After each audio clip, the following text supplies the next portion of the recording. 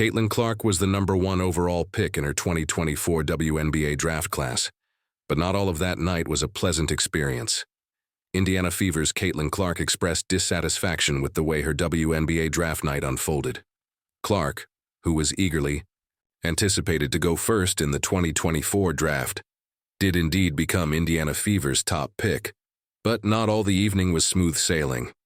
1 year on, and it's Paige Bueckers following in her footsteps after being selected #1 by Dallas Wings in the 2025 WNBA Draft on Monday.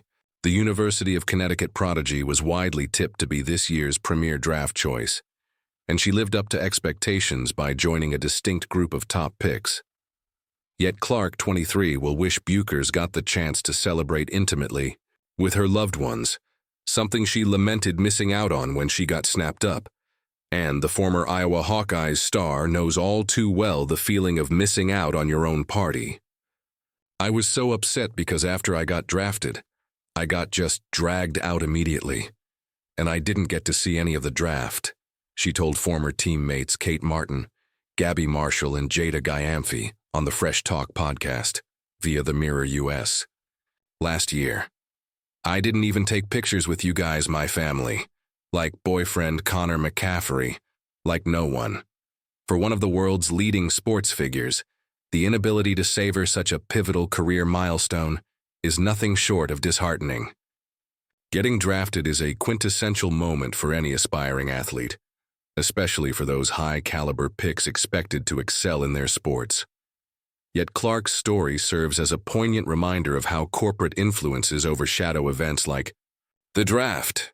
It also sheds light on the way these future icons are managed from the minute they step into the professional limelight. She recounted feeling overwhelmed with emotion after her obligations prevented her from witnessing the rest of the draft proceedings.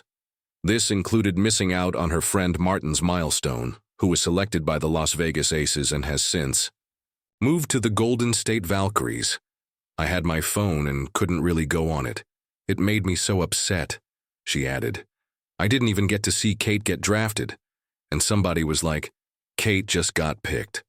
That made me really upset." Joining in the conversation, Gyamphy and Marshall reflected on missing their friend for most of the night, as the former asked, "Will we get to see Caitlin, like, ever?" They managed some time together eventually, but only once the frenzy around Clark's selection had died down.